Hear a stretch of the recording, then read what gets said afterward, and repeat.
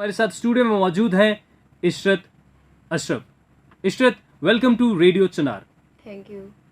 इशरत, वैसे तो मैंने आपके बारे में काफ़ी ज़्यादा रिसर्च जब मैंने आपके बारे में पढ़ा, सोशल मीडिया पर देखा, तो आपकी काफ़ी ज़्यादा कंट्रीब्यूशन जो है सोसाइटी के लिए रही है। लेकिन सबसे पहला सवाल जो मैं आपसे पूछना चाहता हूँ और हमारे लिसनर भी जानना चाहते होंगे कि आप अपना एक ब्रीफ इंट्रोडक्शन दें, लाइक आप कहाँ से हैं, आप क्या करते हैं, आपकी बेसिक एजुकेशन कहाँ से हुई, उसके बारे में हमारे लिसनर्स को आप ज़रूर बताएं।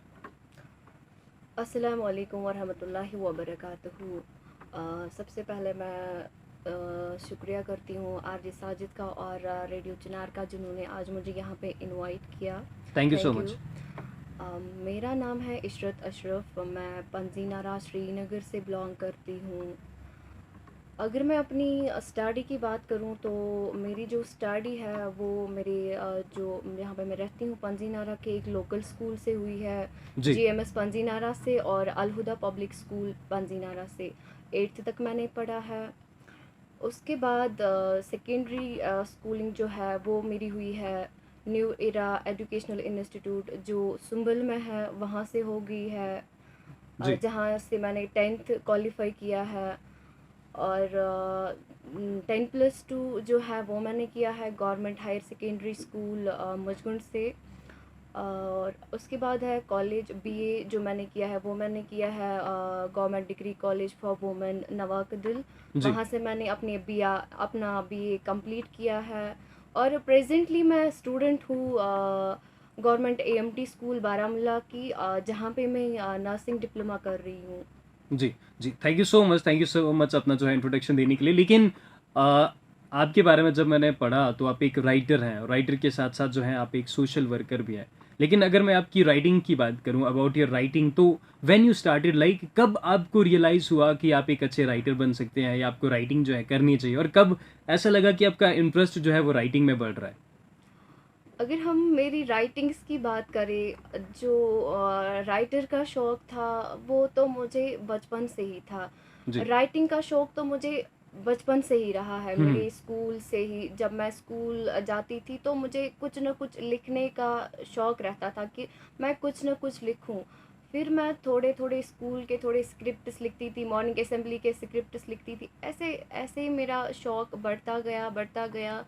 और इन क्लास 10th क्लास से मैंने थोड़े बहुत जो पोइम्स है, प्रोज है, थोड़े थोड़े लिखना स्टार्ट किया। जी।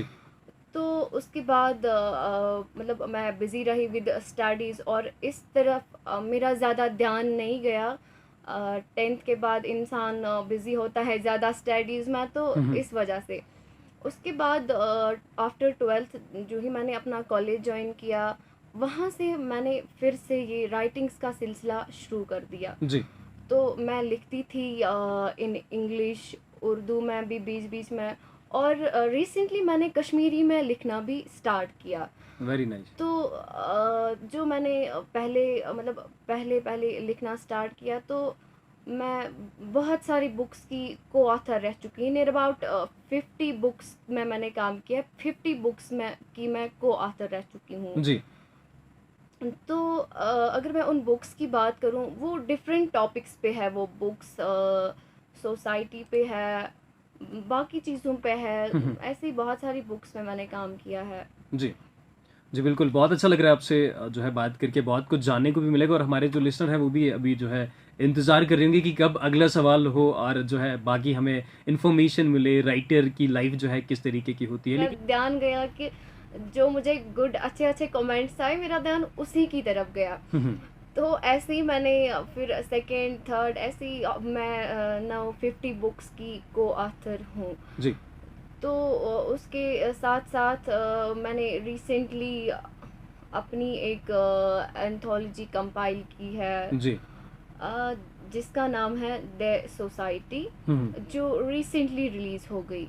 ओके। तो जैसे मैं ऑलरेडी बहुत सारे बुक्स की को ऑथर रह चुकी हूँ, और being a member of society, जैसे हम सभी लोग सोसाइटी में रहते हैं, और बहुत सारी चीज़ें इंसान नोटिस करता है कि सोसाइटी में क्या है, क्या चल रहा है। जैसे हम अपने आसपास देखते हैं क्या होता है, या घर से बाहर जाते हैं वहाँ पे भी देखते हैं क्या होता है, या बिल्कुल। अपने घर में देखते हैं क्या चल रहा है, कैसे चल रहा है, कैसे होता है। तो जी। ऐसे ही मुझे एक आइडिया आया, क्यों ना मैं अपनी ही सोसाइटी पे कुछ ना कुछ लिखूं। हम्म। अच्छा इशरत, यहाँ पर मैं एक ऐड ऑन करना चाहूँगा एक और सवाल कि जब भी आप किसी बुक के लिए जो स्टार्ट करते हैं, आप लिखना स्टार्ट करते हैं, सबसे पहले क्या लगता है कि एक आइडिया जनरेशन कितना ज़्यादा ज़रूरी है, कि एक आइडिया कलेक्ट करना कि क्या लिखना है, कैसे लिखना है, और साथ ही साथ अगर चैलेंज की मैं बात करूँ तो कितना ज़्यादा जो है हार्डशिप्स फेस करनी पड़ती हैं मतलब राइटिंग में? देखिए, अगर हम आइडिया की बात करते हैं, जब भी हम कोई बुक का आइडिया लेते हैं, किसी भी टॉपिक का आइडिया लेते हैं कि हमें इस टॉपिक पे लिखना चाहिए, जी। वो तो हम ऐसे लेते हैं जैसे मतलब मैं अपनी बात करूँगी, मैं रियलिटी पे ज़्यादा लिखती हूँ। जो भी आजकल हमारी सोसाइटी में, हमारी कम्युनिटीज़ में हो रहा है, जो कुछ भी हो रहा है, मैं प्रेफ़र करती हूँ कि मैं उन्हीं चीज़ों को रिप्रेज़ेंट करूँ, उन्हीं ओके। चीज़ों को आगे ले जाऊँ, जी। उन्हीं चीज़ों को लिखूँ, हम्म। ताकि लोग उसको देखें। अगर उसमें कोई अच्छा मैसेज आता है तो लोग उस चीज़ को पढ़ें, मेबी उन तक कोई अच्छा मैसेज जाएगा और वो उस चीज़ से इंस्पायर हो जाएँगे। बिल्कुल। तो रही बात हार्डशिप्स की, राइटिंग्स में कौन-कौन सी हार्डशिप्स आती है? हार्डशिप्स तो आती है, लेकिन जब हम ये इरादा करते हैं किसी भी काम का कि मैं ये कर सकता हूँ, तो हम डेफ़िनेटली कर सकते हैं। जब हम पहले ही बोलेंगे कि हम नहीं कर सकते हैं, हम्म। पता नहीं क्या होगा, अगर हम ये करेंगे तो पता नहीं लोग क्या बोलेंगे, अगर हम ये स्टेप उठाएँगे तो पता नहीं हमारी सोसाइटी, हमारे रिलेटिव्स, हमारे फ्रेंड्स वो क्या बोलेंगे। तो हमें उन सब चीज़ों की तरफ ध्यान नहीं देना है। जी। जो हमें ठीक लग रहा है कि हम सही जा रहे हैं, मूव ऑन, हमें वो सब करना चाहिए। तो ऐसे ही राइटिंग्स में भी बहुत सारी हार्डशिप्स आती है, तो हमें उनकी तरफ नहीं देखना चाहिए, आगे बढ़ना चाहिए। जो भी हमारे थॉट्स होते हैं उनको एक्सप्रेस करना चाहिए। जी। अच्छा इशरत, आपने एक बुक के बारे में भी बताया जो आपने ऑथर की है, द सोसाइटी, जो आपने लिखी है। जी। मैं चाहूँगा कि हमारे लिसनर्स को आप उस बुक के बारे में बताएं, लाइक द सोसाइटी में बेसिकली क्या चीज़ें हैं, और कैसे स्टार्ट किया आपने इस पे काम करना? सोसाइटी का आइडिया तो मुझे बहुत पहले से आ रहा था कि जी। क्यों ना मैं अपनी सोसाइटी पे कुछ लिखूं, कोई चीज़ लिखूं, कोई चीज़ लोगों तक पहुंचाऊं। तो ऐसे ही recently before few months idea आया और मैंने लिखना, पहले खुद लिखना स्टार्ट किया सोसाइटी पे। तो उसके साथ फिर मैंने सोचा क्यों ना मैं डिफरेंट पार्ट्स ऑफ इंडिया, मतलब यहाँ पे कितनी सारी स्टेट्स है, मैंने ऑलमोस्ट एवरी स्टेट से किसी ना किसी राइटर को, बर्डिंग राइटर हो या जी।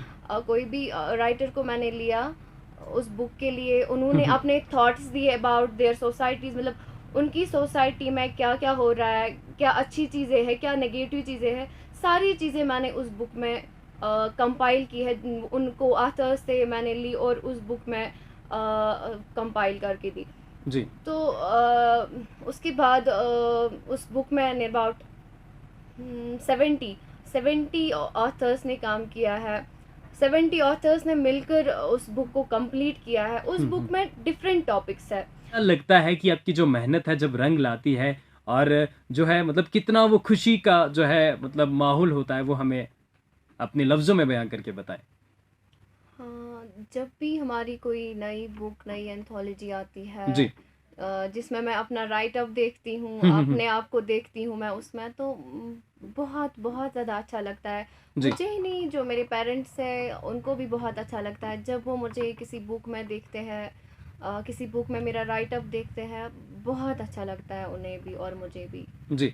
इशरत, और अगर मैं आपके फ्रेंड्स की बात करूँ तो फ्रेंड्स आपको कितना ज़्यादा सपोर्ट करते हैं, या फ्रेंड्स से कितना ज़्यादा आपको सपोर्ट मिलता है? कभी कभार अगर आपको हेल्प चाहिए होती है तो क्या कुछ ऐसे दोस्त हैं जिनका नाम आप लेना चाहेंगे जो आपकी मदद करते हैं?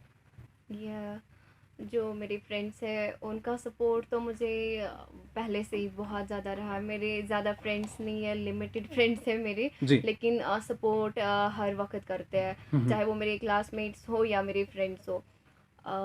जो मेरे क्या बोलते हैं इनको, फ्रेंड्स हैं जिनका नाम मैं लेना चाहूँगी, जो जी। मुझे एवरी टाइम सपोर्ट करते रहते हैं। ढेर सारी इन्होंने बातें भी की हैं, लेकिन अभी वक्त थोड़ा सा कम है, और मैं इशरत से ये जानना चाहूँगा कि आज आपका रेडियो चुनार पर जो है पहला इंटरव्यू है, तो कैसा लग रहा है? अपनी ज़बानी आप हमारे लिसनर्स को क्या कहना चाहेंगे? रेडियो चिनार पे आके आज मुझे बहुत अच्छा लगा, मुझे बहुत खुशी हो रही है कि आप लोगों ने मुझे यहाँ पे, स्पेशली आरजे साजिद ने मुझे यहाँ पे इनवाइट किया। जी, थैंक यू। मुझे यहाँ पे आने का मौका मिला। Thank you. Thank you so much. लेकिन इशरत, मैं चाहूँगा कि आपका एक क्लोजिंग मैसेज हम लें हमारी जनरल जो भी ऑडियंस है, जो भी हमारे लिसनर्स हैं अभी हमें सुन रहे हैं, उनके लिए आपका क्या पैगाम रहेगा, स्पेशली जो राइटर्स हैं, जो बडिंग राइटर्स हैं या राइटिंग में आगे आना चाहते हैं, उनके लिए आप क्या मैसेज देना चाहेंगे? मेरा मैसेज सबके लिए यही जाता है, specially for youth and for the parents. Parents से मेरा यही मैसेज आता है कि अपने जो आपके बच्चे हैं उन पे ज़्यादा से ज़्यादा ध्यान दें, उनकी एक्टिविटीज़ पे ज़्यादा ध्यान दें कि हमारे जी। बच्चे क्या कर रहे हैं, कहाँ जाते हैं, उस चीज़ पे ज़्यादा ध्यान दें। और यूथ के लिए मेरा ये मैसेज आता है कि left all the wrong activities. अगर कोई किसी भी रॉन्ग एक्टिविटी में इन्वॉल्व है, उसको जी। लेफ्ट करके आप अच्छी जो आप में अच्छी क्वालिटीज़ है, अच्छी स्किल्स है, उनको बाहर निकाले, उन पे ध्यान दे। जी। तो उससे आपको क्या है, अपनी सोसाइटी में एक तो रेस्पेक्ट भी मिलेगी, और जो आपकी गुड क्वालिटीज़ है, जो भी आपके गुड थॉट्स है, वो बाहर आ जाएंगे। उससे लोग आपसे इंस्पायर हो जाएंगे, और बाकी लोग भी उसी तरह आपकी तरह अच्छे अच्छे काम करने लगेंगे। राइटर्स के लिए मेरा ये मैसेज आता है कि लिखिए, कोई इशू नहीं है लिखने में। लिखने में तो मज़ा ही अलग है। लिसनर्स को, यानी कि हमारे जो भी लिसनर अभी हमें सुन रहे हैं, रेडियो चिनार डेली सुनते हैं, उनको ये कहना चाहूँगा कि हमेशा जो है पॉजिटिविटी की तरफ आपको आगे बढ़ना है और नेगेटिविटी को आपने पीछे छोड़ना है। बहुत ही अच्छा लगा आज आपसे बात करके। हमारे साथ स्टूडियो में मौजूद थी Ishrat Ashraf. Ishrat, thank you so much for coming here.